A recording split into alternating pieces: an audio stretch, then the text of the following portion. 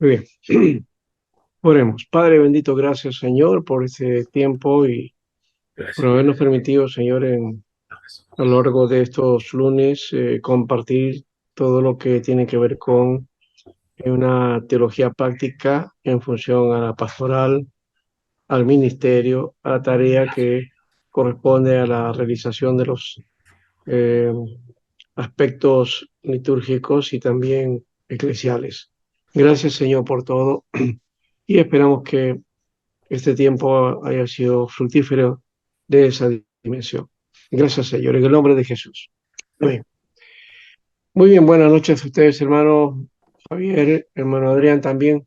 Pastor, buenas noches. ¿Cómo estamos? Este, les he enviado un, Sí, el libro de Alexander Strauss, ¿no? Estaba buscando, más bien, pensé que este que tengo aquí en la mano, lo tenía, me parece yo haber escaneado este librito. Es un pequeño libro, pero el que les he enviado es más completo, ahí, ¿no? ahí, ya.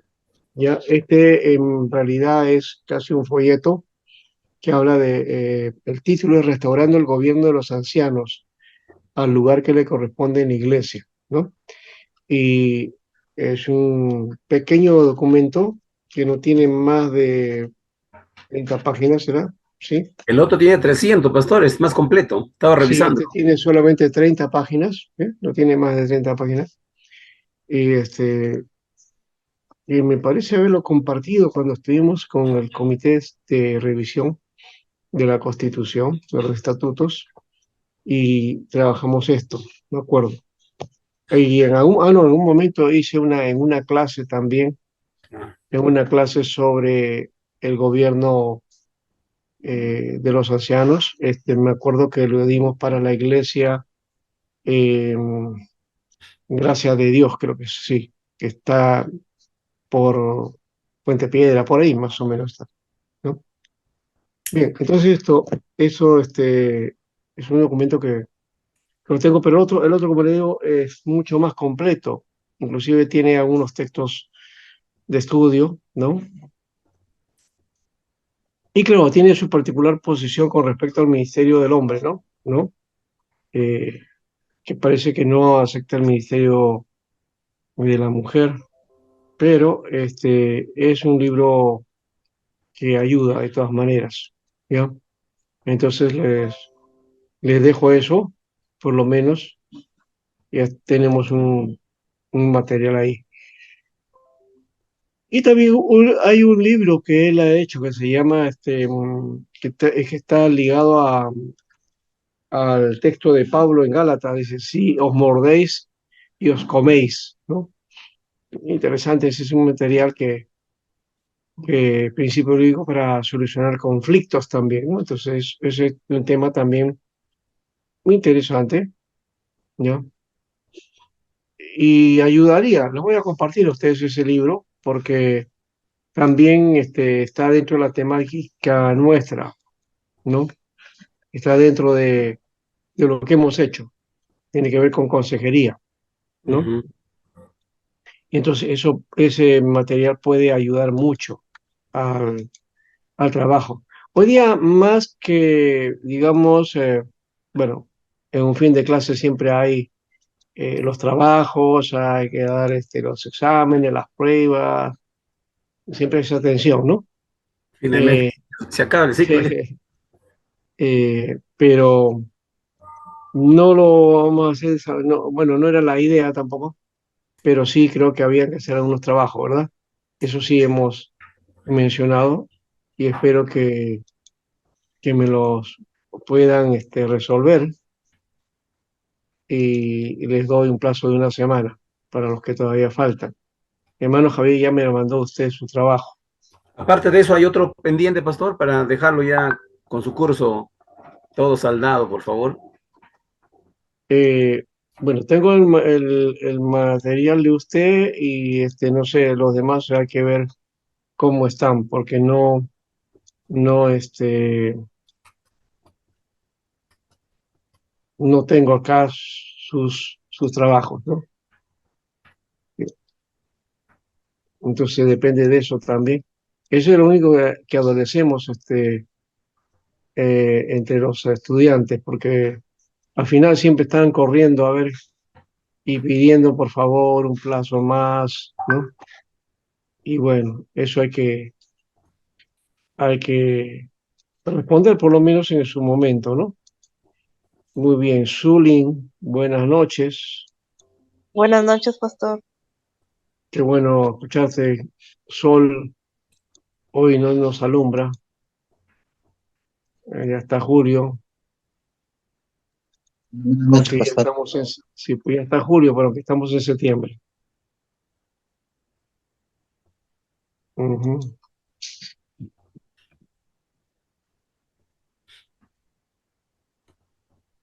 Ah, bueno, ¿no? Cuando este año, no sé quién se le ocurrió, muy interesante eso de cuando llegó el mes de julio, dice, ya viene Julio, y lo ponían a Julio Iglesias. Y ya se va Julio. Y yo Ya se puse, aprendió. por eso encontré a Augusto César, le digo, bienvenido Augusto, ¿no? Porque Agosto lo han puesto el nombre pues de ese mes en honor a Augusto César, ¿no? Y por eso digo ahora, bueno, bienvenido Julio, aunque estamos en septiembre. Amén, pastor. Muy bien. Vamos entonces a compartir alguna cosa. Quiero también que ustedes en la segunda parte vamos a hacer eso, que ustedes intervengan y pongan sus inquietudes, digamos, bueno, pedirles todavía eso, pero apuntando a la idea del ministerio, ¿no? ¿No? No solamente viéndose como miembros de iglesia, sino ya en el liderazgo de la tarea, cómo ven el trabajo, qué cosas habría que ajustar, qué inquietudes tienen sobre todo, qué interrogantes, preguntas, ya, quizás hasta cuestionamientos que se tengan ustedes mismos en cómo realizar la tarea práctica, cómo realizar mejor el trabajo de la iglesia, ¿no? Eso es un aspecto que habíamos que trabajar y que, bueno, aquí en este curso se puede realizar, ¿no? Y las inquietudes que pueden haber, las problemáticas que he encontrado, las eh, enseñanzas que el mismo ministerio, el trabajo les ha dado, eso queremos que compartan ustedes, ¿ya? Para que nos alimentemos unos a otros, ¿ya? En caso, por ejemplo, el pastor, el hermano Javier, él está haciendo una tavera, ¿no es cierto? Una labor ya casi de corte pastoral, ¿no?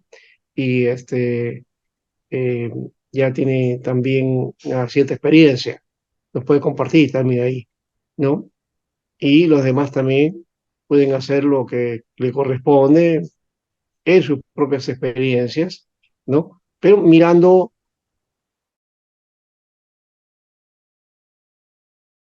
la visión o la idea de un creyente miembro de iglesia, nada más, ¿no? Participante en la iglesia como miembro, ¿ya? Después cuando estamos comprometidos como en el liderazgo o en algún ministerio, en alguna tarea, cambia la figura, cambia la posición, las ministeriales, pastorales, ¿ya?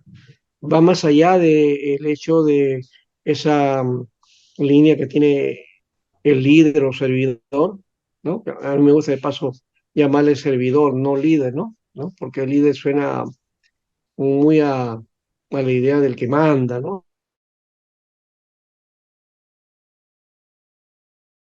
¿No? Ese es otro elemento.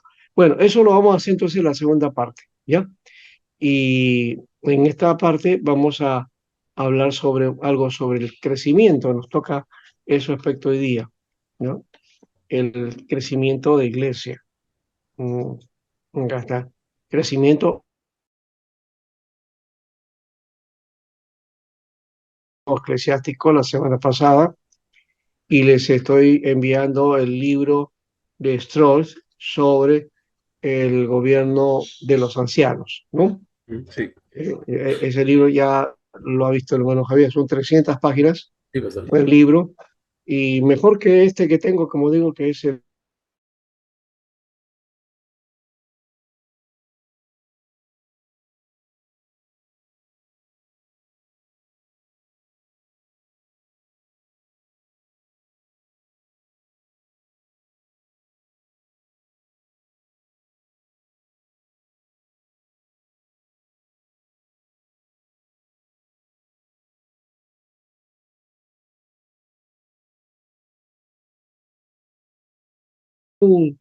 poniendo, digamos, en acción o en moda, van pegando y las iglesias lo van tomando, ¿no? ¿No? Por las denominaciones, dependiendo de por ejemplo, cuando estuvo el G12 muy en moda, la mayoría iba a Colombia, ¿no? Para ver qué cosa estaba ocurriendo en Colombia, ¿no? Los aspectos de ese modelo y lo traían luego a su iglesia y lo ponían en práctica, en acción, ¿no? No siempre ocurría que el efecto de ese modelo que estaba ahí se daba acá, ¿no? O lo que ocurrió también, por ejemplo, con el caso de Lima en el Encuentro con Dios también, ¿no? Que muchos vinieron a ver, a analizar el modelo de crecimiento de Lima en el Encuentro con Dios, ¿no? De los años 70, ya que fue un impulso grande de crecimiento. Y quisieron llevar ese modelo a Argentina, por ejemplo, ¿no? E hicieron también casi lo mismo, en un lugar, un templo, en una gran avenida principal de Buenos Aires, ¿no? Para empezar Buenos Aires en el encuentro con Dios. Y no pasó nada. Y también se llevó a Ecuador, tampoco pasó. Y se quiso llevar a otros lugares también y no funcionó. Funcionó en Lima nomás, ¿no? Entonces como que parece que el modelo tiene que ver también con el aspecto de cómo se relacionó o el momento, no era un modelo simplemente, sino era algo que Dios quiso específicamente para un lugar, ¿no? Ujú. Entonces, los modelos no necesariamente son repetibles, los modelos de crecimiento, ¿no? Bueno, aquí em, plantea este hecho de la necesidad de tener cuidado eh, bueno, con las técnicas que tenemos, ¿no? Por eso habla de crecimiento tecnocrático es hacer las cosas a nuestra manera a pesar de las directrices divinas y usar nuestros esfuerzos dejando de lado los principios divinos. Él plantea aquí, Joan, en la idea de que este, hay principios que Dios ha puesto en su palabra, hay principios de crecimiento, ¿no? Y eso creo que es importante también tomar en cuenta desde esa perspectiva. Hay que tener en cuenta también que muchas veces el esfuerzo que hacemos es un esfuerzo humano, pero que no está basado en aspectos reales también, ¿no? ¿No? O que simplemente no le estamos dando el lugar a aquello que corresponde y que tiene que cumplir. Si, por ejemplo, este dibujo nos está diciendo algo, ¿no? ¿Quién puede ilustrar o quién puede, mejor dicho, bueno, está la ilustración, sino quién nos puede dar aquí el significado, qué entiende en este dibujo, en este cuadro? A ver, Bueno, en este cuadro siempre lo he visto en otras empresas también, en otros grupos de liderazgo, pero ya que ajá, estamos hablando en la iglesia, es bien claro de entender, ¿no? Hay personas que están muy comprometidas, ya, pero aquí hay arriba personas que eh, no ayudan a empujar el objetivo, el vehículo, ¿no? claro, Que están arriba, pero dirigiendo, dando órdenes, echando porras, vamos a decir, pero no están abajo, la labor es abajo. ya, claro, ya, ¿qué más? Hay Pero un también esfuerzo, ¿no? hay un detalle, Pastor, son las ruedas, pastor, Ya, ajá. son las ruedas, que podemos La- decir, ¿no? Legalismo, liberalismo, ¿qué podemos identificarle ese aspecto, ¿no? Que lo hace pesada, claro, mover el objeto. exacto. Pastor, están arrastrando el coche con un sistema que no le corresponde, ¿no? Ahorita las ruedas son cuadradas, mientras las ruedas que son redondas observo que están arriba. Ajá. Ajá, Están claro. intentando usar un sistema que no corresponde. No están utilizando el sistema adecuado, ¿no? O sea, sí, conocen el sistema, lo tienen ahí, pero no lo usan. Ya, y al final están usando otra cosa. De paso, eso es lo que ocurre entre nosotros, ¿eh? Ponemos grandes planes, proyectos, propuestas, pero en la práctica están como esas llantas que están arriba, muy bonitas, que sabemos cómo se usan, pero que no las usamos y estamos usando otras cosas, ¿no? O sea, la, lo que usted mencionó por ahí, ¿no? Puede ser las tradiciones, las costumbres, ¿no?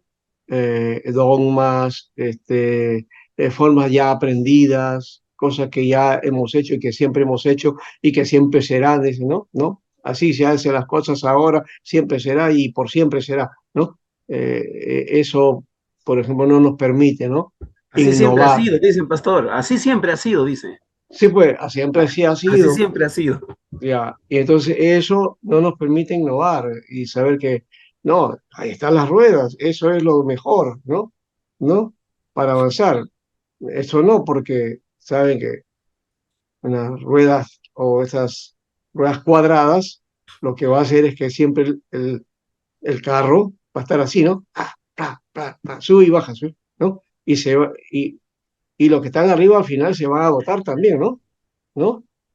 Porque no surge el efecto de una conducción adecuada, ¿no? ¿Ya? Que permita por lo menos la conducción adecuada de este vehículo que llegue hasta el objetivo final, ¿no? En fin, eso sería pues el esfuerzo, pues, ¿no? Es el esfuerzo que muchas veces hacemos nosotros, como alguien dijo en una oportunidad, por ejemplo, un hermano anciano, líder, ¿ya? Que estaba diciendo algo que a mí me llamó la atención, o sea, me quedé pasmado, ¿no? Cuando me dijo eso, cuando fuimos a dar una solución al problema que tenía y este anciano, pues, no quería, pues, entregar las cosas de la iglesia porque según él había hecho la iglesia. Y me dijo, sí, literalmente, me dijo, estas paredes las he hecho yo, los ladrillos que tienen estas paredes las he puesto yo, decía. O sea, que él tenía el derecho de ir a la iglesia y que nadie podía quitarle su lugar. Queríamos para que él diera en pase a otro, ¿no? Y no quería, ¿ya? Entonces, esa concesión de que, bueno, yo me quedo aquí y porque yo soy el que decido todo, muchas veces está en nuestro liderazgo, ¿no? Y lo hacemos a veces como de Dios. Una vez un pastor me comentó algo que a mí me dejó estupefacto también, ¿no? Cuando yo le comenté algo que tenía que tomar decisiones y todo eso, y las cosas que había hecho, la decisión que había tomado, y le digo, mira, eso no, esto debería ser de otra manera. Y dice, no. Y viene y me dice, no, pues, aquí las cosas que se han decidido, ¿no? Son de Dios, ¿ya? Es decir, Dios ha decidido así y punto, ¿ya? Después en el tiempo, ¿ya? Lo que sucedió, me dio, las cosas que sucedieron me dio la razón de que él se había equivocado, ¿no? Pero él decía que las decisiones que tomamos son de Dios, decía, ¿no?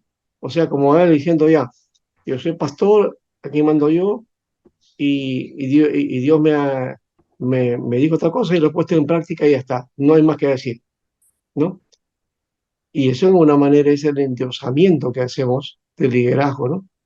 Aquí mando yo lo que se decide lo decido yo, ¿no? Y como yo represento a Dios, entonces Esto es lo que quiere Dios, punto, ¿no? O sea, le ponemos a Dios incluso de testigo de las decisiones que nosotros tomamos que no siempre son adecuadas, ¿no? Digo en los momentos que nos equivocamos, porque no estoy hablando de todos tampoco. Hay pastores que saben y tienen discernimiento y que de alguna manera pauteada toman las decisiones. También reconocen cuando se equivocan, que eso es muy bueno, eso es necesario. Hay otros que no, y, y se equivocan y al final no lo reconocen, ¿no? El ejemplo aquí nos enseña lo siguiente: por parte de Dios está todo dispuesto para la edificación, crecimiento y multiplicación de la iglesia. O sea, todo lo ha dado Dios en su palabra, ¿no? Basta ver el libro de Hechos nomás, ¿no? El desarrollo natural o biótico es aquello que tiene vida en sí mismo, ¿no? La palabra bios es la palabra vida, ¿no? Aunque en el caso para la iglesia y en el mensaje del Evangelio, lo que hay, la palabra que se utiliza para vida es soy. De ahí viene la palabra zoológico, ¿no? Bios no, bios es la parte biológica, ¿no? Entonces, se puede hablar de la parte biológica, digamos, de desarrollo de la iglesia, sí, porque Pablo le llama organismo, ¿no? Un organismo, o un cuerpo y sus órganos. Eso sería lo biológico. Lo soy es vida, lo viviente, ¿no? Lo que está en acción, lo que se mueve, ¿no? Soy. Eso sería, entonces, eh, lo que expresa la vida, ¿no? Ese es el otro lado. Entonces, el bio es entonces la forma en que estamos organizados, cómo nuestro cuerpo se organiza. Nuestro cuerpo tiene órganos y todo lo que tiene está en el lugar adecuado para hacer la función que corresponde en el crecimiento que hemos desarrollado en la vida, ¿no? Y el mantenimiento también, ¿no? Del cuerpo, cada cosa en su lugar, ¿no? Y cuando falla un órgano, los demás también lo sienten, ¿o no? O es que un órgano Claro. en nuestro cuerpo falla, se enferma, los demás se hacen los indiferentes, siguen haciendo su función y no interesa lo que le esté pasando al otro. Falso, ¿no? Así no es. Eso está interrelacionado. ¿Por qué? Porque un órgano está relacionado con otro órgano. Están en su operación, pues porque cada uno tiene funciones diferentes y el que cumple la función, entonces hace que el otro también pueda cumplir su función adecuada. Cuando este falla, entonces el otro también comienza a fallar. ¿Por qué? Porque el otro no está brindando la- la- los nutrientes o los necesarios elementos para que el otro también se ponga en funcionamiento y corresponda. Y entonces el cuerpo va a sentirse afectado. Y así vienen, ¿qué cosa? Las enfermedades, ¿no? Ahora, entonces hay que descubrir o redescubrir las leyes que rigen la vida, ¿no? La vida en ese sentido de ser un organismo o una vida orgánica, ¿no? No una organización, que a veces se confunde. La organización es la institución y lastimosamente también eso es otro elemento, ¿no? O sea, más hacemos caso a la institución, a lo organizado, ¿ya? Y el organismo, el cuerpo, los dejamos a un lado, porque importante es la institucionalidad, ¿no? Eso también hay que valorarlo, tiene su lugar en su momento, pero a la iglesia hay que verla como un organismo, como un cuerpo organizado, ¿no? Que tiene vida. Las leyes que rigen la naturaleza nos enseñan cómo el Dios creador estableció principios totalmente aplicables a la vida de la iglesia. Significa hacer valer los mecanismos de crecimiento que Dios emplea para edificar su iglesia, en lugar de pretender hacerlo nosotros mismos por nuestros propios esfuerzos. Nuestros propios esfuerzos, entonces, serían los modelos o sistemas que a veces aplicamos, ¿no? Por ejemplo, un árbol no se esfuerza por crecer, ¿no? No se pone metas de crecimiento, o sí, ¿no? No, un árbol crece porque tiene vida en sí mismo, ¿no? Siempre y cuando tenga también los elementos, digamos, para el desarrollo de esa vida, ¿no? Por ejemplo, la tierra, ¿no? Y también el riego, ¿no? Y, por supuesto, un árbol que planta raíces en una tierra va a buscar los nutrientes de la tierra y va a buscar los medios para mantenerse, ¿no? Y si no los encuentra, lo que va a pasar es que ese árbol se va a morir, ¿no es cierto? Se va a secar eventualmente y luego al final muere, ¿no? ¿No? Pero generalmente lucha el árbol, ¿no? Para enraizarse, buscar profundizarse, buscar los nutrientes de la tierra para poder mantenerse, ¿no? Y si lo logra, entonces el árbol ya pues desarrolla su crecimiento normalmente, ¿no? Porque esa es su función, ¿no? Crecer, desarrollar, ¿no? Hay árboles que están en la tierra que tienen miles de años. No sé si sabían ustedes eso, ¿no? Hay en Estados Unidos, por ejemplo, un árbol inmenso y que inclusive han puesto ahí en medio, debajo, lo han abierto y han hecho una avenida, ¿no? Una pista, y el árbol inmenso. O el caso de los árboles de oliva, ¿no? En Jerusalén, que posiblemente lleguen hasta de la época del Señor Jesús, ¿no? ¿No? Están por ahí. Entonces, vive muchos años, ¿no? Bueno, más allá de eso, el Señor dijo, edificaré mi iglesia, ¿no? Mateo 16, 18. Así que no hay que tratar de edificar lo que Dios ya ha diseñado, o sea, el diseño lo da Dios, ¿no? 1 Corintios 3:6 nos da un principio interesante. Yo planté, dice Pablo, Apolo regó, pero el crecimiento lo ha dado Dios. O sea, nos está diciendo que nosotros somos obreros y cada uno cumple con la función que le corresponde, ¿ya? Pero no es de nosotros el crecimiento, ni el esfuerzo para el crecimiento, sino de Dios, ¿no? Dios es el que da el crecimiento, ¿no? Entonces hay que saber cómo plantar. Bueno, no sé, yo no he plantado ningún árbol hasta ahora. Mi hija sí lo ha plantado, pero yo no tengo, no lo he hecho. Pero supongo que no es nada difícil hacerlo. El asunto es no solamente plantar, sino que alguien u otro se dedique a regar ese árbol, ¿no? Para que crezca. Si no lo riegan, simplemente el árbol se va a, a morir, ¿no? Bien, entonces hay que mantener la vida. Entonces, el término natural de iglesia significa aprender de la naturaleza, aprender de la creación divina. El desarrollo natural del pasto está debajo de la superficie. El desarrollo natural de la iglesia se concentra en aquello que está debajo de la superficie, ¿no? Porque la iglesia es una institución espiritual y que hace sus raíces profundas, ¿no? Debajo, no en la superficie, sino debajo.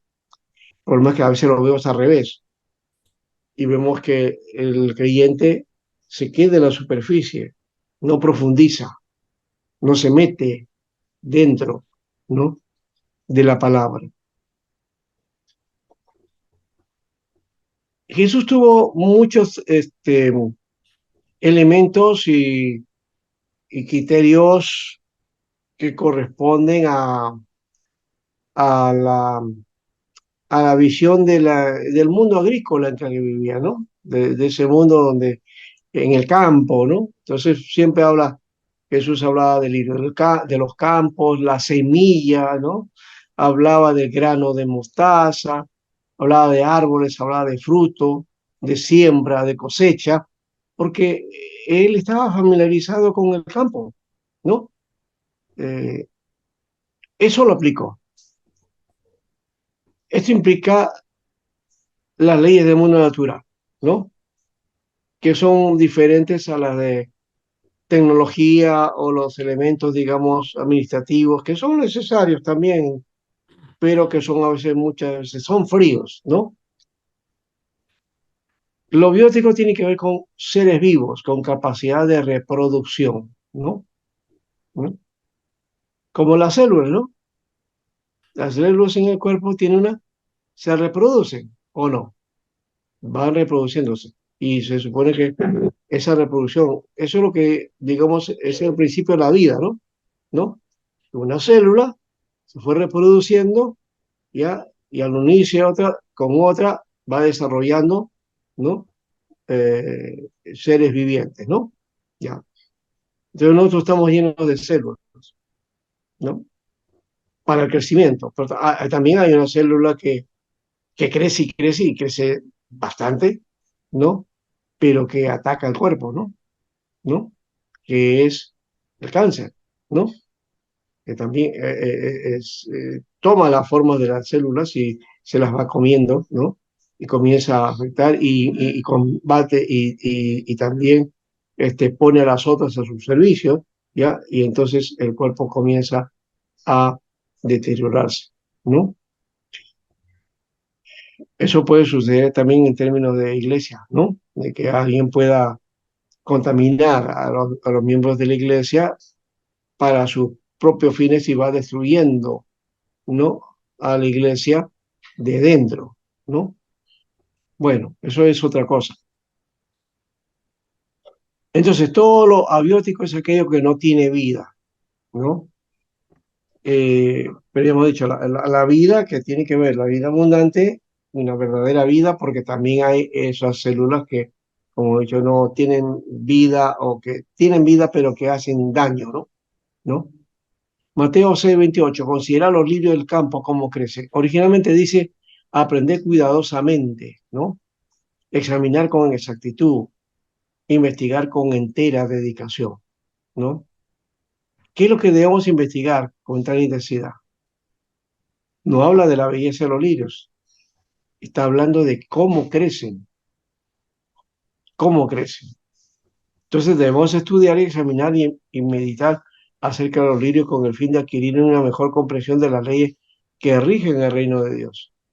¿Cómo crece el reino de Dios? Y hay muchos ejemplos que Jesús pone desde esa perspectiva, ¿no? A mí me gustan mucho las parábolas de reino, por ejemplo, que aparecen en Mateo, el capítulo 3, ¿no? Las parábolas de reino. Mucha enseñanza, hay muchos principios acerca del reino de Dios, ¿no? Que deberíamos aplicar para tener mejores expectativas de la iglesia. Entonces, el potencial biótico es la capacidad inherente de un organismo o una especie de multiplicarse y reproducirse a sí mismo. La iglesia puede reproducirse a sí mismo y las ovejas tienen que reproducirse a sí mismo, ¿no? Porque son las ovejas las que dan ovejas. A veces obligamos a los pastores, a los líderes, que ellos son encargados de hacer crecer la iglesia, pero no le enseñamos a los miembros que son ovejas, que todos como ovejas tenemos que reproducirnos, ¿no? Porque ese es lo natural de una oveja, ¿no? Si, por ejemplo, adquirimos un par de ovejas, ¿no? ¿No? Una oveja macho y una oveja hembra. ¿Qué va a haber en el futuro cuando nosotros pasamos unos meses o los siguientes años? ¿Qué va a haber? No van a haber dos ovejas nada más, ¿no? Vamos a encontrar más ovejas, ¿verdad? ¿Ya?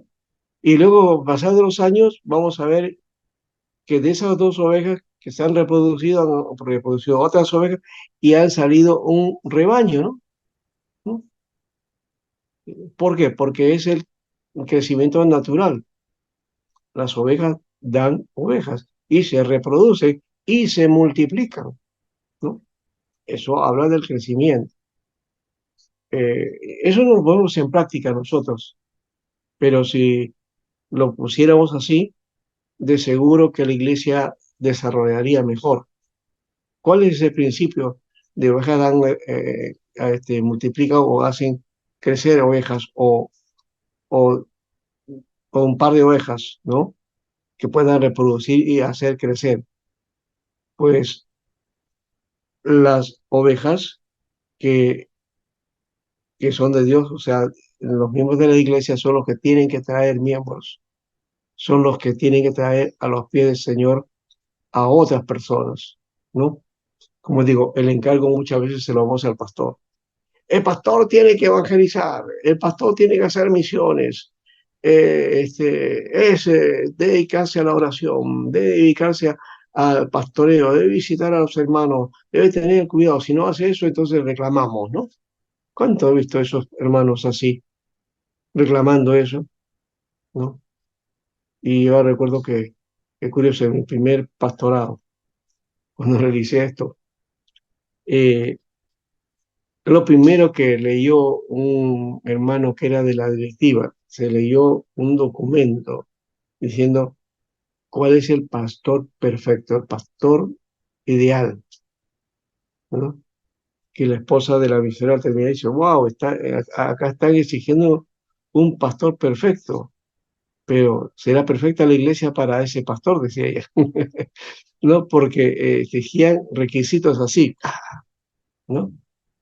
Y que según lo que estaba leyendo este hermano, como ese era el modelo, y si no hacía uno de esa manera, entonces no era el modelo adecuado, no era el pastor, ¿no? No sé de dónde había sacado eso, pero lo recuerdo como anécdota, eh, ese aspecto, ¿no? Así que ya sabemos entonces que es solamente los organismos o las especies se multiplican, ¿no? En el caso, como está hablando en el mundo de la técnica, y acá pone un ejemplo, en una cafetera eléctrica puede hacer café, pero no cafeteras eléctricas nuevas, ¿no? No se reproduce porque no tiene vida, ¿no?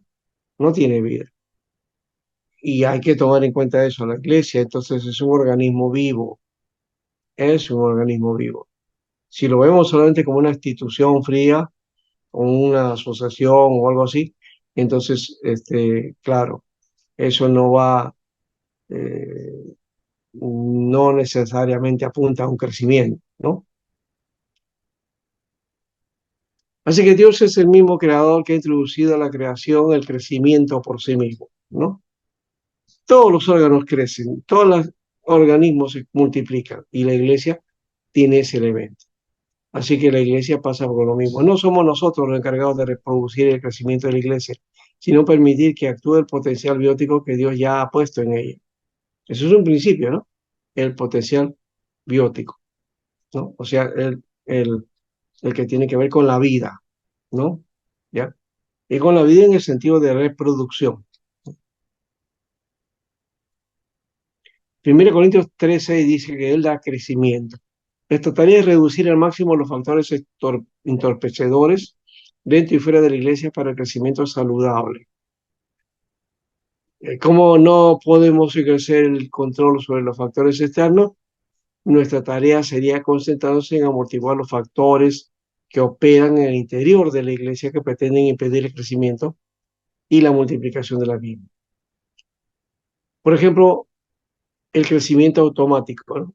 Ese automatismo, ¿no? Repetir, hacemos mucho, se ha dado, por ejemplo, las campañas bíblicas, ¿no? O las campañas evangelísticas, que ya están venidas a menos, ¿ya? O las campañas evangelísticas en estadios, en lugares de concentración, se gasta mucho dinero en eso, ¿ya? Y mucho esfuerzo, pero no siempre obtenemos los resultados adecuados, ¿no?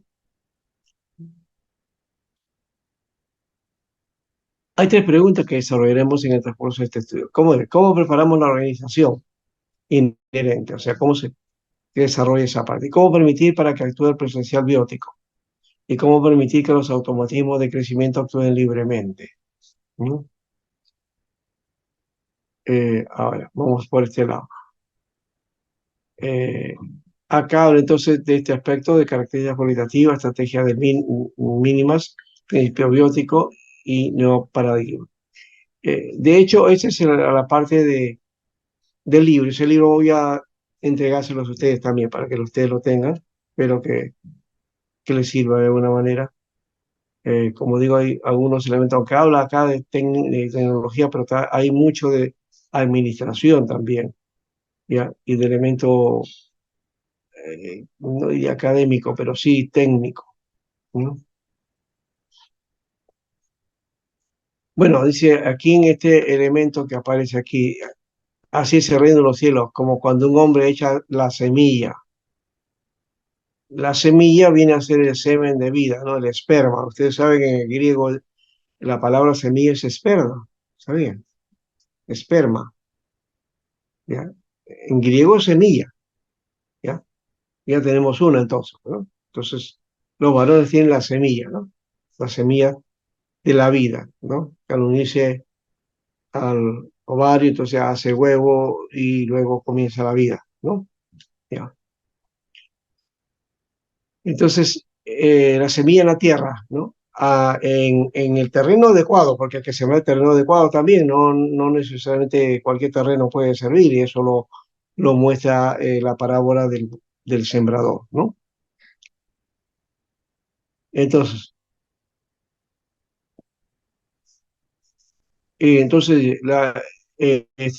un hombre echa semilla en la tierra, ¿no? Y duerme y se levanta de noche y de día y la semilla brota y crece. Ahí está el proceso, ¿no? Sin que él sepa cómo, porque eso no lo ve, ¿no? Porque eso pasa debajo de la tierra, ¿ya?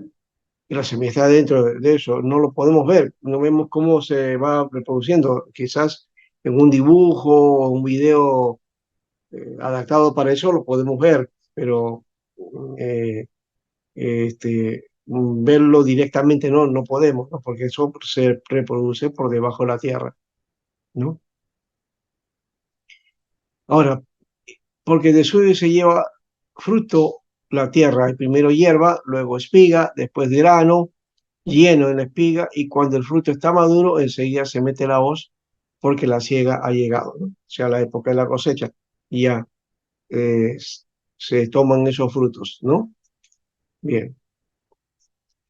Esto demuestra lo que tiene y lo que no tiene que hacer el hombre. Lo que tiene que hacer es sembrar, cosechar, dormir y levantarse, ¿no? Eso en términos espirituales, ¿cómo lo hacemos? ¿Qué es sembrar? Sembrar la palabra de Dios, ¿no? Sembramos. Esa palabra va a tener su cosecha adecuada. ¿En qué? En las personas que se les da la palabra, ¿no? Y luego tenemos pues ese tiempo que descansamos y nos levantamos, miramos y observamos cómo va también el desarrollo de esa persona en donde ya ha dado resultados. ¿Por qué? Porque ha habido cosecha, ¿no? Lo que no tiene que hacer la persona es producir el fruto.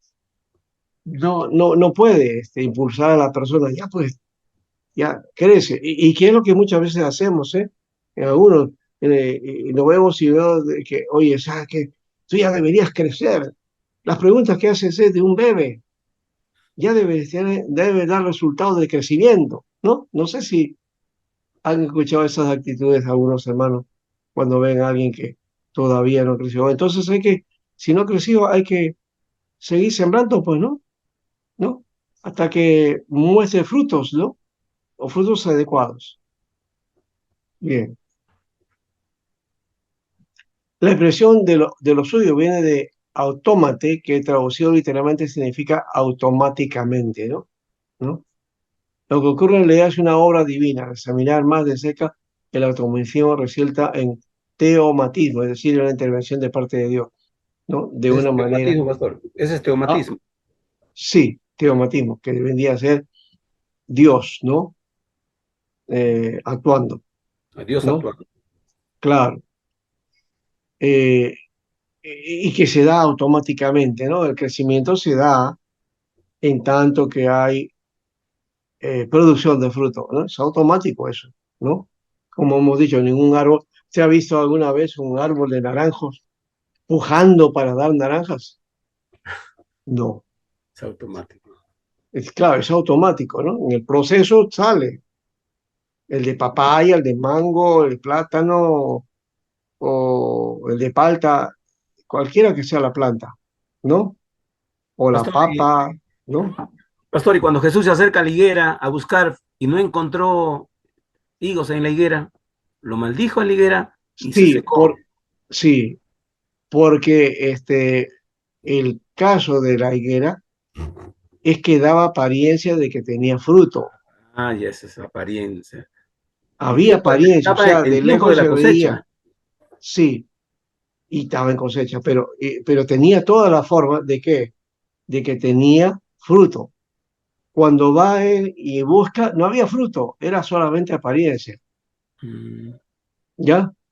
Que es algo raro también en un árbol, ¿no? Que generalmente, en el caso de la higuera, primero salen unas hojas, ujú. esas hojas dan indicio que hay fruto, ¿ya? Y Jesús fue, miró, y debajo de esas hojas no había nada, era O la sea, pero apariencia.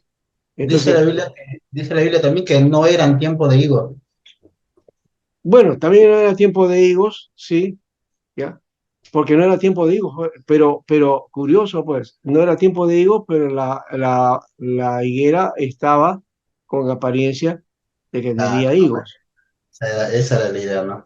Esa es la realidad, o sea, no era el tiempo, pero ya estaba dando la apariencia. Eso, claro, eso se explica la situación real de Israel, ¿no? O sea, daba la apariencia de ser un pueblo, ¿no? ¿No? Tenía todas las condiciones, pero por dentro no había nada. Cumplían con la ley, con los ritos, con los sacrificios, las costumbres, las fiestas, todo estaba, oh, ok, tú ves ahí en un pueblo muy religioso, pero en la acción misma de la vida no se encontraba esos frutos, ¿no? Y Jesús no es que maldiga a la higuera en sí mismo, sino es el modelo de que Dios estaba rechazando a Israel por esa apariencia de piedad que tenía, ¿no? Entonces, interesante eso como Jesús lo mezcla, ¿ya? A uno puede más allá decir, no, pero si no era época de higos, ¿por qué Jesús hizo eso? Es que no está haciendo eso por el árbol sino porque este árbol le estaba mostrando la forma en que estaba actuando Israel, ¿no? Que ya debería dar frutos adecuados y no los estaba dando, ¿no? Y cuando se halló el tiempo, claro, no estaba el momento, daba la apariencia de ser, pero que no era, ¿no? Pastor, una Entonces, pregunta. Pastor, una pregunta con sí, espera respecto un rato. a ver, Esa apariencia que, que se muestra muchas veces, Jesús, Dios no lo pasa. Ojo, si no lo pasó ahí en la iglesia, en Israel, tampoco lo va a pasar con la iglesia, ¿eh? Así aparentemos, ¿no? Actos de piedad, de vida cristiana, entregada y todo, pero que no hay una efectividad de vida, eso también el Señor lo rechaza, ¿no? Sí, hermano Javier, ahora sí.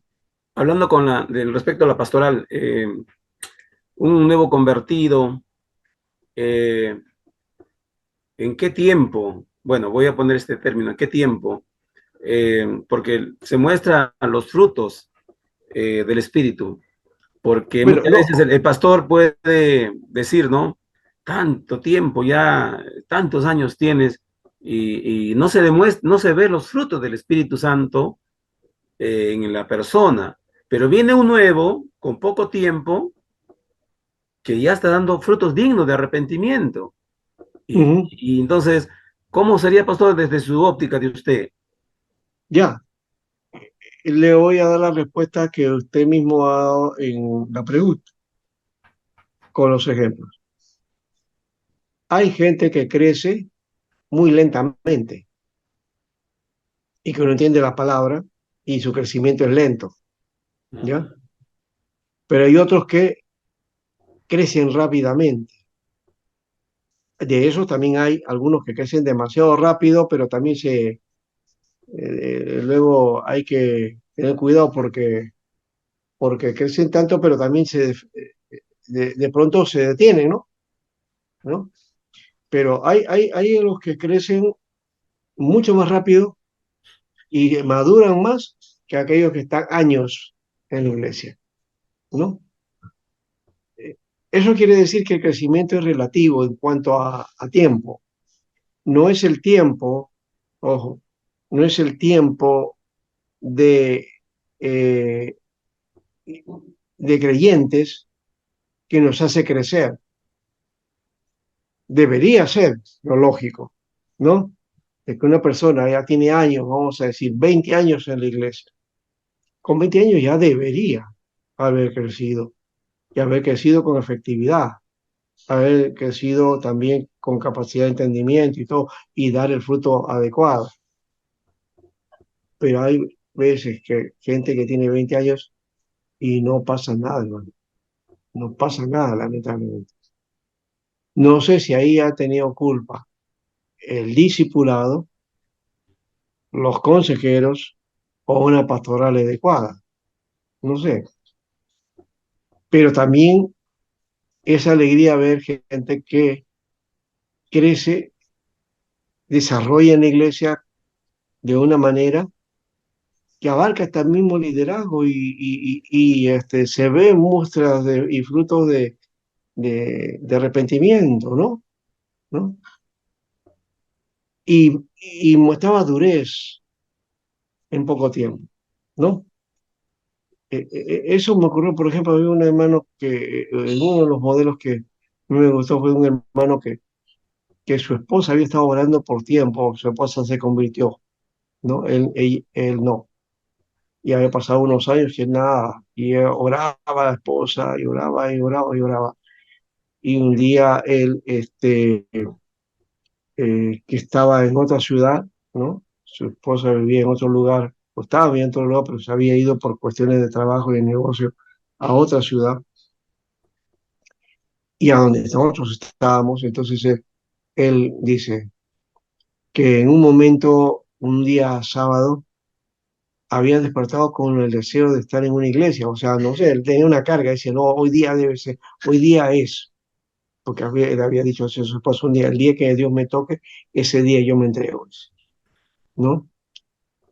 Y parece que él terminó su trabajo al mediodía y en la tarde dijo, bueno, me voy a alistar para buscar una iglesia porque hoy día tiene que pasar, hoy es el momento, decía, ¿no? Algo le decía a él que era su momento. Y comenzó a buscar iglesias de la ciudad en la tarde y todas estaban cerradas. Todas estaban literalmente cerradas, no había ni una abierta, ¿ya? Y habían estado casi 2 horas buscando iglesias, ¿eh? Hasta que ya él se estaba poniendo triste y dije, no, lo que pasa es que Dios no quiere saber nada conmigo, ¿no? No hay iglesias abiertas, no hay ninguno, la tocaba y no podía. Hasta que llegó al local nuestro donde estábamos en la iglesia, que de paso estaba también cerrada. ¿Por qué? Porque el culto de jóvenes era en la noche, a partir de las 6 de la tarde, ¿no?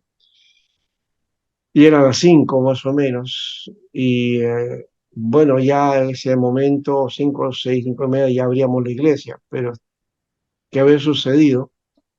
Que uno de los hijos del tesorero, no sé en qué momento, tomó las llaves de la iglesia, ¿ya? Y las desapareció.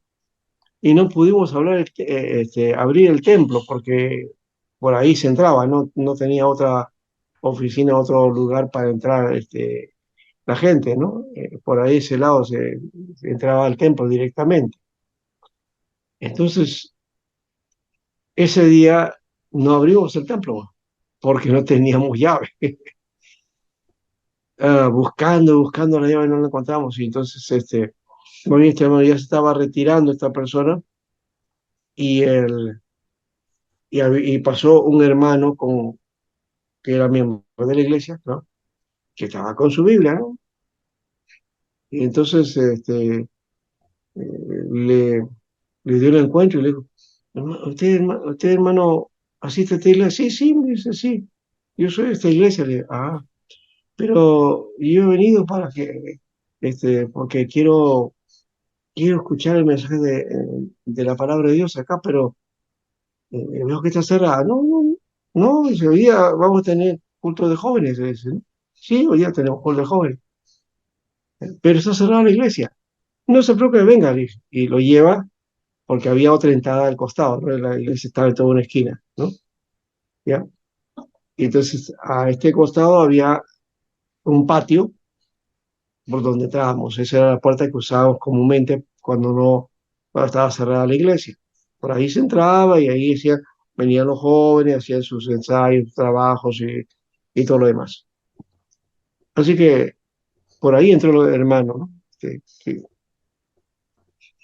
Y conversa con nosotros, ¿no? Me dice, pastor, bueno, sí, estaba buscando una iglesia y bueno, ya encontré por lo menos esta. Sí, le digo, sí.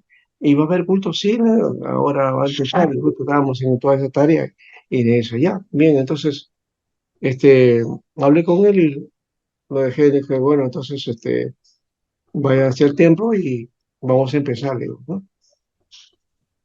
Y se hace el culto de jóvenes, yo predico y hago el llamado y él pasa adelante. Fue la única oveja, él pasó adelante, recibió al Señor.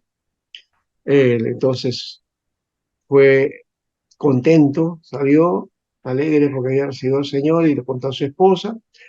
Volvió a la mañana siguiente mandando saludos de su esposa y de que, bueno, pues estaba alegre porque ahora pues su esposo ya es creyente, ¿no? ¿No? Ahora, luego a las 2 semanas pues, llegó ella también porque él se mudó a esta ciudad, ¿no? ¿Ya? Y estaba en otro lugar, se mudó y alquilaron una casa y estuvieron ahí. Y el hombre, bueno, se estableció ahí hasta ahora, ¿no? Lo curioso es que él creció de tal manera, hermano, que yo lo dejé como directivo de la iglesia. Y creció y hubo evidencia de su crecimiento, ¿ya? Y tal fue el impacto que cuando yo salí después ahí, porque no renové desde el ministerio, fui a otro lugar. Y él, él decide servir al Señor, ¿ya? Y va al instituto bíblico. Y entonces con el tiempo me dice, pastor, y porque teníamos contacto, me decía, pastor, he entrado al instituto bíblico, me dice. Y todos los consejos que yo le decía, seguíamos porque había una relación muy estrecha con él. Bueno, para no ser la más larga, él terminó sus estudios, estudió en Asambleas de Dios, de paso, porque esto fuera en una iglesia Asamblea de Dios. Eh, pero él no sé cómo fue que hizo contacto, llegó a una iglesia presbiteriana en esa misma ciudad. Y lo enviaron a él, como estaba preparado, lo enviaron a un anexo, ¿no? Y ahí estuvo haciendo su trabajo, su labor en un anexo. Hasta que el misionero americano que estaba en la iglesia principal, bueno, se fue y la iglesia quedó sin pastor, ¿no? Entonces, ¿qué hicieron? Los hermanos lo buscaron a este hermano y le dijeron, necesitamos que usted nos ayude. Usted es el único preparado, venga para que nos ayude acá. Y comenzó a ayudarlos, ¿ya? Y luego la iglesia, bueno, al ver que el desempeño de él y su trabajo siguió adelante. Él es el pastor ahí en este momento. Ya tiene su edad, pero sigue ahí en el pastorado de esa iglesia. ¿Ya? Se ha quedado ahí. Él es pastor de esa iglesia, es una iglesia presbiteriana, ¿no? Y yo le dije después, cuando me enteré de todo eso y los comunicamos, que bueno, usted ahora está en la presbiteriana y yo también, ¿no? Este, pero me alegré. de verlo a él que había dado fruto de su ministerio y que estaba en el pastorado, pues, ¿no? Y ahora, claro, eso de ese pastor no significa que mucho tampoco en ese sentido, pero creo que en este caso sí, o sea, en el sentido de ver que ha ido desarrollando y llega a una tarea ministerial, ¿no? Lo más importante para mí no es tanto eso que llegue a ser ministerio, sino que tenga la vida en Cristo, que haya desarrollado y haya madurado de tal manera que haya crecido para el Señor. Y luego el ministerio viene como consecuencia, ¿no? Pero eso es un bonito testimonio de, ¿no? De cómo lo vi crecer y ahora lo veo como pastor, ¿no? ¿Ya? Y ahora le estoy diciendo, de esto han pasado ya 25 años más o menos, ¿no? 25 años de que lo conocí, ¿ya? En el ministerio, ¿ya? Y quizás un poquito más que 25 años, ¿ya? Y él debe tener, sí, ahorita 25 años en el ministerio, él sí, ¿no? 24, 23 años en el ministerio, ¿no? Entonces, se ve evidencia. Ahora, algunos dicen, como dijimos, las ovejas dan ovejas. También, entonces, en el ministerio, reproducimos ministerios también, ¿no? Y una de las cosas por lo que me dediqué a la labor de enseñanza y a la labor de formar ministros fue justamente eso, ¿no? Ver que a gente que yo les he formado, porque no ha sido el único, conozco otro hermano también que llegó a ser pastor antes que yo, y yo lo formé, lo discipulé, ¿no? Y cuando estaba en el pastorado, pastor, me encuentro con eso, ya. Y, y no ha sido el único, son varios, ¿no? Que han desarrollado su ministerio. Hay uno que está en Pisco, por ejemplo, ¿no? Otro se ido para Brasil, ¿ya? Y me encuentro que por ahí siempre se reproduce alguien y hace su ministerio. Claro, eso ya tiene que ver con Dios, que Dios cómo nos ha llamado, ¿no? Pero de alguna manera he brindado, he puesto el granito de arena en su ministerio, en su tarea, ¿no? Y eso es bueno. Eso también es crecimiento, ¿se dan cuenta?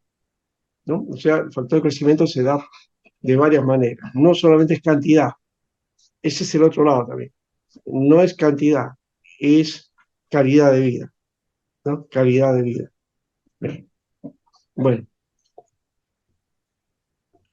entonces hay que tomar en cuenta este aspecto. Bueno, tomando en cuenta entonces esto de crecimiento de la iglesia de Schwartz, ¿eh? Ese lema que suele escucharse es, si lo haces como yo, te irá bien, pero así no es, ¿ya? El que dice esto tiene una coloración creciente y va relativamente bien y goza de cierto éxito, pero el asunto es definir por dónde vamos a caminar, cuáles son los modelos o principios que tomamos, ¿no? Y como hemos dicho, ¿no? El modelo puede ser efectivo en algún lugar, pero no necesariamente en otro, ¿no? Entonces, lo que se haga en una iglesia no necesariamente en otra va a funcionar, ¿no? Muy bien. Uno, por ejemplo, aboga por las megas iglesias. Dice, ya, el objetivo es llegar a ser mega iglesia, pero para ser mega iglesia también hay otros elementos, ¿no? Tienes que hacer uso de administración, tienes que ver mercadeo, tienes que ver visión, digamos, de tipo empresarial, algo de eso hay, ¿no? En las megas iglesias, porque no crece en las megas iglesias así nomás, ¿no? ¿No? Es que ya lo pongo y ya y hace, y crece, no, no, también tiene que ver cómo el líder gestiona, ¿no? Y qué tipo de gestión es. Hay gente que ha estudiado en administración o publicidad, en esos medios se manejan en eso y pueden hacer una iglesia fácil hacer eso cuando tiene esos medios y tiene la técnica y el desarrollo, digamos, profesional en esa área, ¿no? ¿No? Por ejemplo, un famoso pastor de hace unos años atrás, pero ya no está aquí en Perú, que hizo una de las primeras iglesias carismáticas en Miraflores. Él había sido empresario y había sido administrador que se dedicó al pastorado después, ¿ya? El pastorado lo desarrolló posteriormente, pero él aplicó todos los elementos de su profesión a la tarea de la iglesia. Formó un directorio, ¿no? Desarrolló toda la iglesia como si fuera una organización, una empresa. Y le funcionó,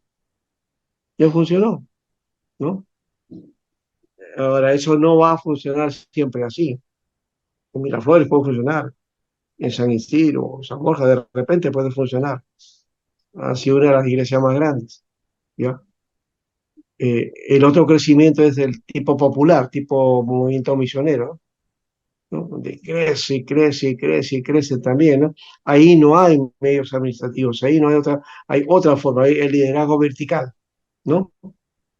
El, el liderazgo autoritario, ¿no? ¿No?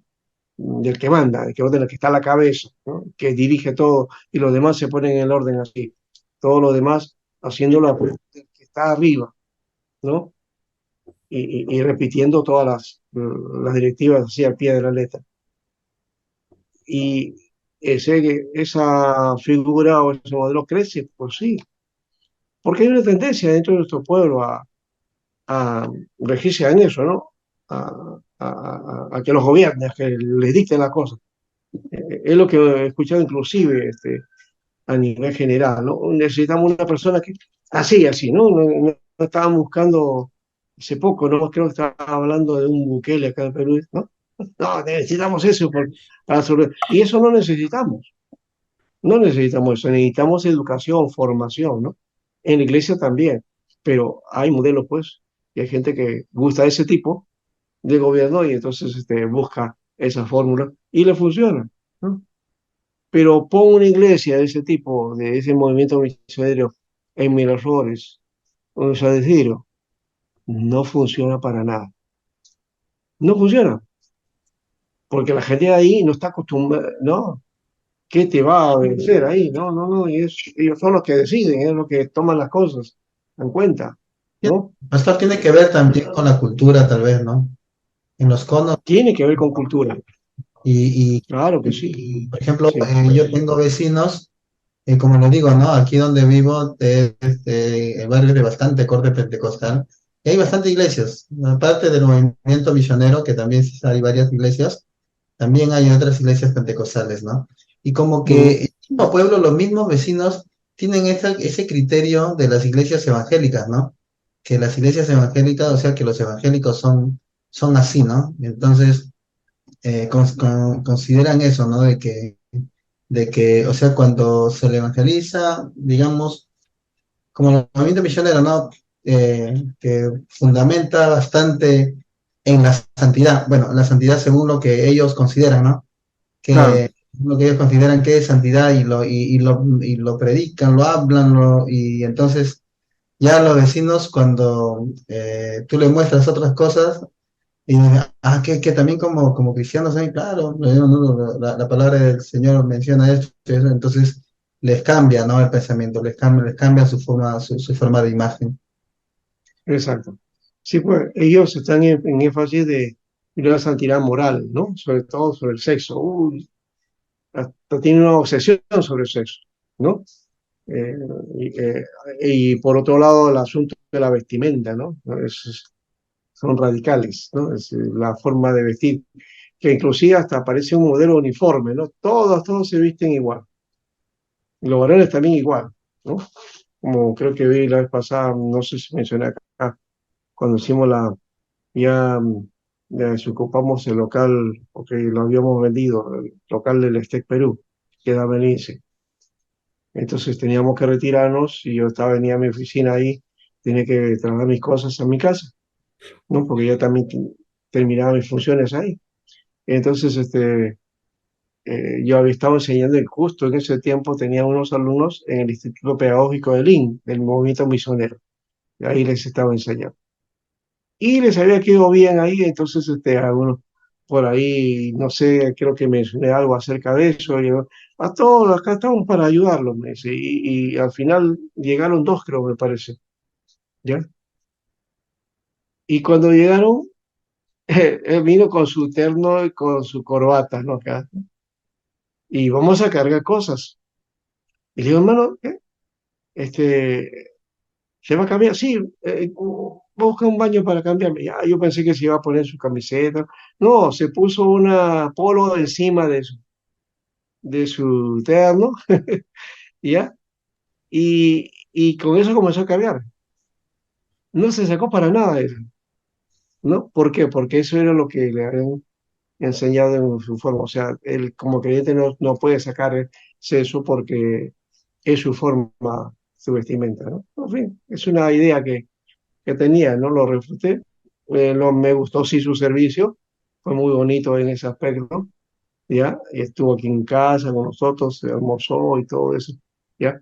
Y ya, después ya lo dejé de ver, creo que hubo un contacto cuando estaban terminando, creo que para su tesis, creo que sí, sí, él se comunicó conmigo para eso, pero después ya nos hemos dejado de comunicar. Pero el detalle es ese, ¿no? ¿No? eh, Su forma de vestir no la sacan para nada, ¿no? Para nada. No se descubre. Pero en Pastor, fin, es, sí, cuando le menciono también el tema de la cultura, también es el tema de la crianza, de la misma vivencia, ¿no? El dolor, o sea, las familias que han crecido en medio de un machismo, de un sistema machista, o de un sistema de necesidad, ¿no? ya, He tenido, tengo amigos también, o sea, hermanos también, ¿no? Creyentes de otras congregaciones que también son mis amigos, ¿no? Y sí, por ejemplo, y eso se muestra, ¿no? Cuando hay el momento por ejemplo, el momento de la administración, o el momento de lo que le llamamos, ¿no? Comúnmente adoración, digamos así, ¿no? O sea, se muestra porque tienen un sentir bien lastimero, ellos lloran, o sea, y en ese momento expresan, no digo que esté mal, ¿no? Quebrantarse en las oraciones, quebrantarse en eso, pero, o sea, si se observa su forma de ser, es una forma muy triste, o sea, así como se sueltan en alabanza y como que se desestresan cantando, danzando, cuando comienzan a entrar en los cánticos más suaves, también se muestra lo que a veces hay, ¿no? En su interior. Y en su interior sí, hay sufrimiento, hay tristeza, hay dolor. Y eso lo muestran llorando, ¿no? Cuando se quebrantan, cuando pasan eso. Entonces, ese mismo sentir, como le decía, ¿no? De santidad, de creer así, de radicalizar tanto ese criterio que los lastima, hace que también que después terminen criticando de otras personas que de repente no practican así, ¿no? exacto. Bueno, eso ya es una cuestión del ritual religioso, ¿no? Y la crítica que hacemos, yo le llamo ese síndrome del fariseísmo, ¿no? En la crítica siempre al otro, porque no le gusta lo que hace y lo critica, ¿no? Yo diría que no debería ser natural, pero se da en la iglesia, sí se da, ¿no? Y lo otro es, bueno, depende de cómo es. Por ejemplo, yo vi una experiencia interesante también en una iglesia pentecostal, donde habían estado horas de horas ahí orando, profetizando y todo, y derramando lágrimas, llanto y todo lo demás, ¿no? Y lo que usted dice, bueno, puede ser un tono lastimero, pero curiosamente hay unas hermanas que yo conocía. Después de terminar el momento, porque y yo los he visto que estaban llorando, que estaban así completamente entregados, termina el momento y ya están en momento de descanso, todo, en vez de reposar un poquito, no, estaban riéndose como si nada, normal, jají, jaja. Y decía, bueno, como estaba llorando hace pocos minutos y ahora los veo que está, pero con una sonrisa de oreja a oreja. Bueno, no es que la quiera criticar, pero el asunto es que fue bastante raro eso, ¿no? Porque tu reacción natural en los sentimientos no es cambiar rápidamente, ¿no? Y cuando tú estás llorando y después pronto vas a estar riéndote a la vez y no ha pasado ni un minuto, hay algo que no está bien, ¿no es cierto? Inclusive hasta parece bipolar, ¿no? Y decía, wow, ¿qué es esto? Pero se da pues en los ambientes de la iglesia este tipo de cosas, que a veces se lo toma como simplemente un ritual, ¿no? ¿No? Una forma de hacer la oración, ¿no? ¿No? No digo que no se, que esté mal reírse, sí se puede reír, uno tiene que alegrarse también, ¿no? pero cada cosa también tiene su lugar y cada cosa tiene su momento también, ¿no? ¿No? Entonces, a mí no es muy fácil agarrar, estoy en tono triste y de pronto, ¡ay!, me pongo alegre.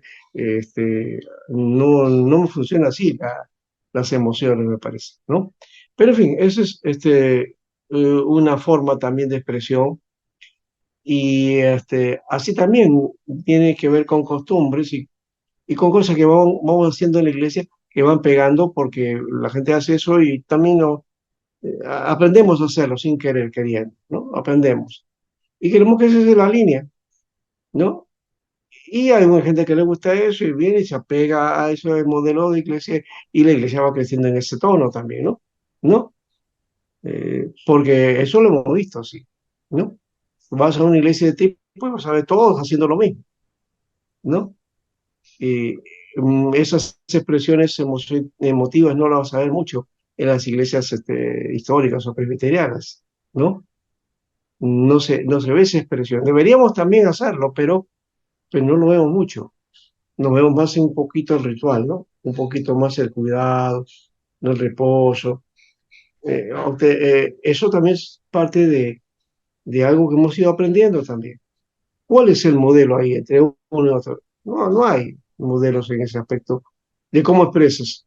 A Dios lo puedes expresar del modo que tú quieras, ¿no? Y como somos variados en nuestra manera, en nuestro temperamento, pues tenemos que expresarnos de acuerdo al temperamento que tenemos, pues cada uno también, ¿no? ¿No? Y algunos, como digo, se van a adaptar a ese mover pentecostal o carismático, ¿no? Otros van a ser mucho más tranquilos, ¿no? Ahora, inclusive la medida ya ha cambiado, ¿no? O sea, antes las formas eran muy, muy rígidas entre una y otra, ¿no? Hoy día levantar las manos, ¿no? En cualquier iglesia que no sea pentecostal es normal, ¿no? Es normal que la gente esté llorando y clamando y haciendo en iglesias que no son pentecostales, ¿sí o no? O cuando están en cántico, ¿no? Están en una expresión de cántico, arrobado, ya, tipo carismático. Eso no era costumbre en nuestras iglesias históricas, ¿no? Los himnos, ¿no? Que eran los principales y con el compás y con la forma bastante cuidadosa que hacíamos los cultos. Ahora los coros han invadido a la iglesia y esos mismos coros que vienen de otro lado también se cantan entre nosotros también. O sea, eso ha ido variando, ¿no? Eso ha ido variando. Ahora, que eso ha sido un factor para el crecimiento en esas iglesias puede ser, pero no necesariamente es para nosotros, porque esas cosas no son las que producen el crecimiento. El crecimiento tiene que ver con la responsabilidad que cada miembro tiene en su iglesia y del mensaje de evangelio que debe transmitir a otro. Ahí sí creo que tiene que ver eso de la oveja a la oveja. Es decir, las ovejas nuevas generalmente siempre traen nuevos. Cuando uno pasa ya de varios años en la iglesia, ¿ya? Y va perdiendo contacto con su gente, entonces, o con gente que se conoce y todo, porque ya se va alejando, ¿no? Es bien difícil después. Eh, Tú le dices, por ejemplo, a alguien, a ver, traiga una persona, ¿no? Al culto. Los que tienen menos tiempo en la iglesia son los que traen personas, pero los que tienen más tiempo, más años, no te trae nadie. Y te decís, bueno, no sé a quién traer, porque ya se ha alejado de las relaciones que tenía, ¿no? Porque lastimosamente nosotros practicamos esa idea de que hay que alejarnos de la gente, porque ellos son el mundo, nosotros somos de Dios. Y somos de Dios, pero estamos en el mundo, pues tenemos que relacionarnos, ¿no? Bueno, por lo menos creo que en el mundo presbiteriano hay una idea diferente, me parece, ¿no? En ese aspecto. Pero en las demás iglesias hay esa tendencia, ¿no? A dividir el mundo en dos partes, ¿no? Lo espiritual acá y lo mundano acá. Entonces yo no me junto con la gente, ¿no? Y te disipulan así, ¿no? No, tienes que alejarte, tienes que alejarte de tu familia, de aquellos que están acá, que hacen esto. No, ellos son mundanos, ¿ya? Y cuántas veces hemos hecho algo así, ¿no? Que nos ha desligado de lo familiar. Y al final no ganamos a nuestra gente, ¿no? ¿No? Bueno, entonces, en las megas iglesias, ¿no? Otros aseguran que el tamaño óptimo son los grupos pequeños, otros hablan de las reuniones a los inconversos, ¿no? O también difieren y se inclinan por las reuniones de oración o de edificación. Otros el marketing como método de crecimiento, ya dije, ya mencioné eso también, ¿no? ¿No? Hoy hay esa idea del marketing, es decir, hacemos crecer a la iglesia, pero ¿cómo? Hacemos sondeos, encuestas, ¿no? Gustos y todo eso, para que entonces con esos elementos usted lo utilicemos para el crecimiento de la iglesia, ¿no? Que podemos ofrecer como iglesia, ¿no? Bueno, cada uno de esos tiene sus propias posiciones, ¿no? Ahora, la solución entonces es establecer la diferencia entre modelos y principios. Entonces, no es esos modelos que estamos presentando, eso sería modelos. Los modelos son criterios por los cuales en alguna congregación o en alguna parte del mundo se han conseguido resultados positivos, ¿no? El modelo que, por ejemplo, hemos imitado es el modelo del aviamiento inglés, que lo perfeccionaron los americanos y nos trajeron ese modelo a nosotros, ¿no? ¿No? ¿Dio resultados? Sí, en parte porque hizo crecer la iglesia, pero mantenerla es el otro lado. Ahí ha habido el apoyo de otra tendencia que ha sido el pentecostalismo, ¿no? Que ha hecho crecer y que ha impactado en toda América Latina. Dice que el 75, no, 95% creo de evangélicos en Latinoamérica es pentecostal, ¿no? O sea que la iglesia se ha pentecostalizado, ¿no? Hay más pentecostales que otras iglesias, ¿no? ¿No? Entonces somos menos las iglesias que no son pentecostales, ¿no? Ahora, principios, lo que es válido para todas las congregaciones del mundo, ¿no? Eh, entonces los modelos es lo que, ya hemos dicho, tiene resultado en algún lugar, pero el principio es algo que es válido para todos, ¿no? Y el principio que estamos viendo era el principio de la vida, biótico, o sea, de la reproducción. Ese principio de siembra y cosecha, siembra y cosecha. Trabaja, da la semilla y va a venir el fruto o resultado en su momento, ¿no? Así que los principios tienen validez universal, ¿no? Los principios transmiten elementos reproducibles, no se basan en meros entusiasmos contagiosos, ¿no? Aprender de iglesias que crecen quiere decir examinar su vida práctica para descubrir los principios de validez general o universal.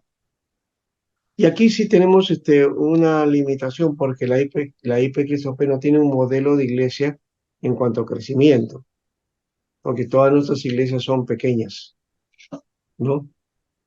No hay solidez. De repente la única iglesia que por ahí tiene una cierta solidez es la iglesia Monte Sinai, que está aquí en San Juan del Urigancho, Canto Chico, creo que por ahí queda, ¿no? Pero es una zona, digamos, bastante popular y no tiene más allá de eso, ¿no? Pero la hipercristopía no tenemos un modelo pues, de iglesia en cuanto a desarrollo, ¿no? Esa es una limitante. ¿Y qué podemos mostrar? O sea, ¿cuál sería nuestro modelo en ese sentido? Um, Hay una iglesia en San Juan también que podía hacer eso y que trabaja lo que llaman casas iglesias, Casas iglesias, ¿sí, no? ya. Pero casas iglesias es un modelo también, no es un principio, ¿ya? Que usa la Biblia según entiendo eso, pero que el crecimiento de la célula, ¿no? Las casas en la iglesia, ¿ya? Porque así empezó la iglesia de Jerusalén. Pero ahí hay una cuestión de interpretación también, ¿no? No es que las iglesias empezaron en casas, sino que las iglesias estaban en las casas, ¿no? En Jerusalén no había un local, no había un local y un letrero que decía no, no era el tiempo. ¿Cuándo empezaron los locales? Los locales empezaron a partir del siglo V en Roma, ¿ya? Cuando los emperadores comienzan a darle apertura, oficializan el cristianismo como religión oficial y entonces le dan los templos que antes eran paganos, ¿ya? Y ahí nacen las catedrales y grandes elementos y también cómo mantenerlos, ¿no? ¿Ya? Y esa es la idea ahora que tenemos de iglesia, ¿no? Hay que hacer una iglesia, hay que tener un local. Pero en esa época, por ejemplo, Onésimo, no, Filemón, tenía una iglesia en su casa, en Colosas, ¿no? Eh, Porque él tenía la capacidad de paso, ¿no? O sea, tenía un espacio grande para reunir a los hermanos ahí, ¿ya? Entonces, la iglesia estaba en la casa, no es que era casa iglesia, o sea, el inicio de una iglesia, no, sino que era la iglesia, ¿no? Y entonces las iglesias tenían eso, todas, hasta la época de Pablo más o menos también seguían esa concesión, esa idea, ¿no? Entonces no había mantenimiento de local, no había, qué sé yo, guardián o alguien ahí, o alguien que tenga que pernoctar en el lugar.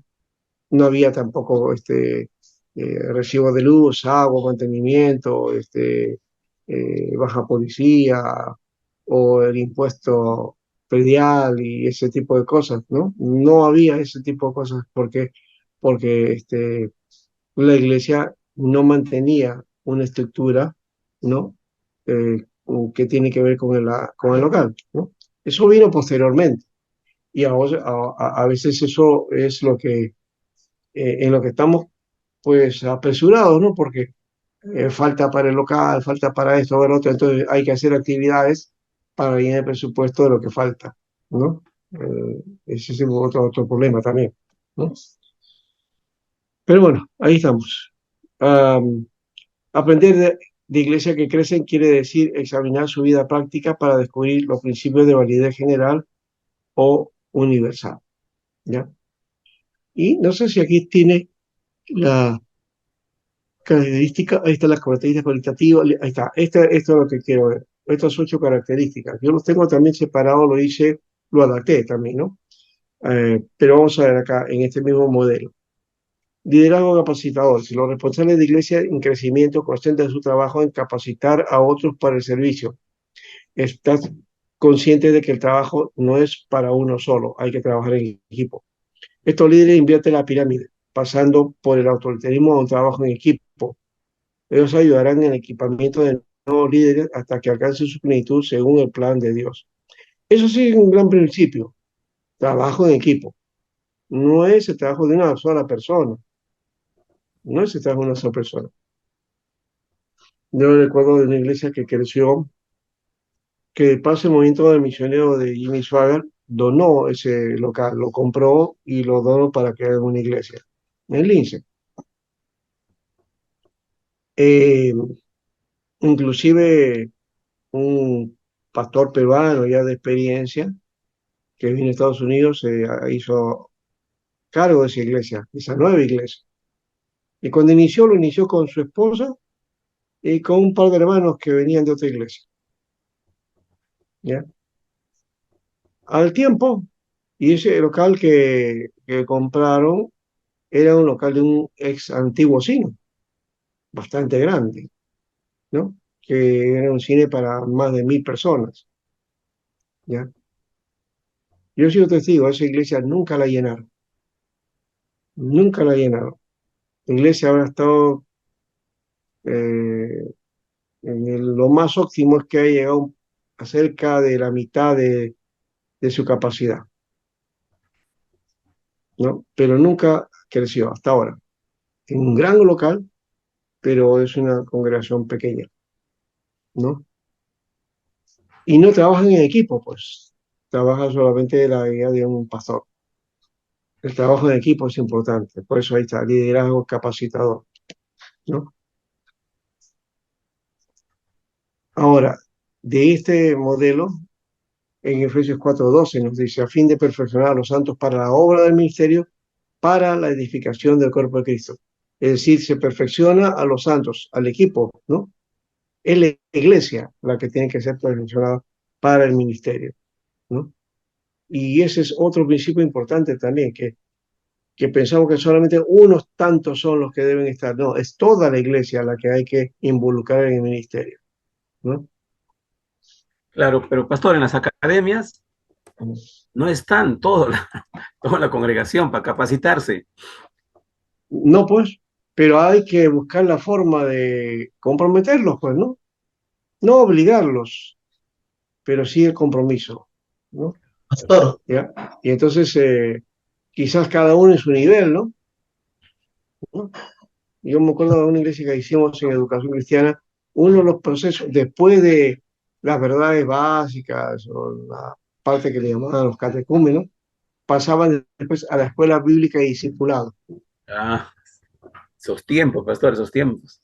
Ya después de eso, a la escuela bíblica y discipulado entraban y formamos un instituto bíblico. O sea, desarrollábamos así, ¿no? ¿No? Entonces, había como tres, cuatro etapas, ¿no? Bueno, eh, entonces no se le dejaba así al aire, ¿te cuenta? Es importante también eso, contagiar el llamado, la vocación, ¿no? El involucrar eso para que la persona consciente busque de Dios y realmente vea el lugar que le corresponde, porque cada uno tiene su lugar en la iglesia. Pastor, ¿Ya? el material de ETE, ¿cómo lo ve usted, pastor? Bueno, también, muy bueno. Lastimosamente ya no se da en las iglesias, pero es muy bueno, es muy bíblico y apela a este trabajo en equipo, pues también, Así es. ¿no? Sí, sí. Yo lo llevé a comienzo. La verdad que puedo confesar eso, que lo primero que digamos, desarrollé para la obra fue la Escuela Teológica por Extensión, el ETE, sí.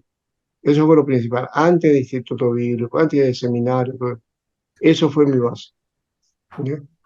Y con eso yo fui maestro en la iglesia, maestro en la escuela dominical, maestro en la academia bíblica, y también fui tutor de ETE también, ¿no? De la Escuela Teológica por Extensión, ¿no? Ah, mire. Entonces conozco el modelo, ¿ya? Porque he llevado los seis, o sea, los primeros de Mateo, ¿no? Los seis Claro. libros, ¿ya? Y, y en base a eso formamos a líderes, ¿no? No solamente de la iglesia, sino que venían de afuera inclusive, ¿ya? Que tenían su ministerio esa parte también, ellos, ¿no? Y de alguna manera lo vinculamos, ¿no? Por eso a mí me llama la atención eso de que, y vuelvo a notificar que el asunto es que, ¿por qué me dedico a la enseñanza? Es justamente por eso. Porque así formé, había muchos hermanos, líderes ya, y hasta pastores, que se formaron así, en esos cursos y yo les enseñaba. Llegaron a ser pastores antes que yo, ¿m? Y yo les había enseñado, ¿no? Entonces, eso es un incentivo, ¿no? Dije, me voy a dedicar a esto. Y claro, después me metí a la pastoral también, ¿no? ¿Ya? Y la formación, lo demás, pero siempre me jaló la enseñanza de formar líderes, formar pastores, ¿no? Por eso estoy metido en esto, ¿no? Y ahí está, pues, Efesios 4:12, eso es lo que, por eso es la idea, ¿no? Bueno, una de las tendencias que revela el nivel de crecimiento en cuanto a liderazgo es que pastores con iglesias en vías de crecimiento están centrados más en lo objetivo que en lo personal. ¿Mm? Más en metas que en relaciones, más autoritarismo que en compañerismo. Y aquí por eso hay tres elementos importantes acá, ¿no? ¿No? Que creo que nos propone aquí esta, esta parte. ¿Mm? Eh, en vez de estar centrados en los objetivos, ¿ya? Debemos estar centrados en el crecimiento en lo personal, en las vidas, ¿ya? Eso implica también relaciones, tener buenas relaciones en la iglesia, buena comunicación. Y lo otro es compañerismo también, ¿no? O sea, tres cosas ahí, ¿no? ¿No? Dedicación personal, relaciones y compañerismo, ¿no? Es básico eso en el liderazgo y en la pastoral, ¿no? Entonces, buscar relaciones en la iglesia, relaciones en el sentido de llegar a la gente, ¿ya?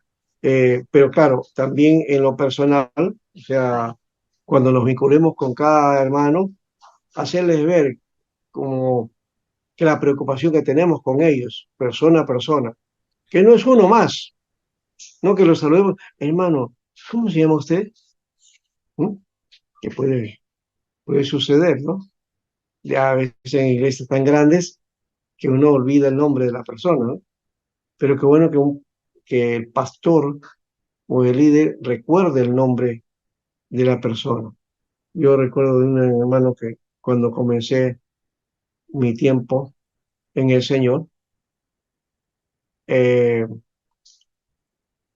conocí a un hermano, el hermano Juan Gutiérrez, que estaba haciendo misiones en Madre de Dios, para ahí, de tanto venía. Y me relacioné con él, digamos así, que le caí bien y aprendió mi nombre. ¿Eh? Cuando lo volví a ver, después de tiempo, hola Alberto, ¿cómo estás? ¿Eh? Y ya después, claro, ya fui desarrollando, hicimos tareas en la iglesia hasta que más adelante ya, pues, ya dejé la denominación ahí y me dediqué al ministerio y todo. Con los años me encuentro con él de nuevo. Ya él era pastor ya bastante avanzado en la alianza. Y íbamos, creo que al velorio, sí, al velorio de nuestro hermano. Y lo estaban velando en ICE, entonces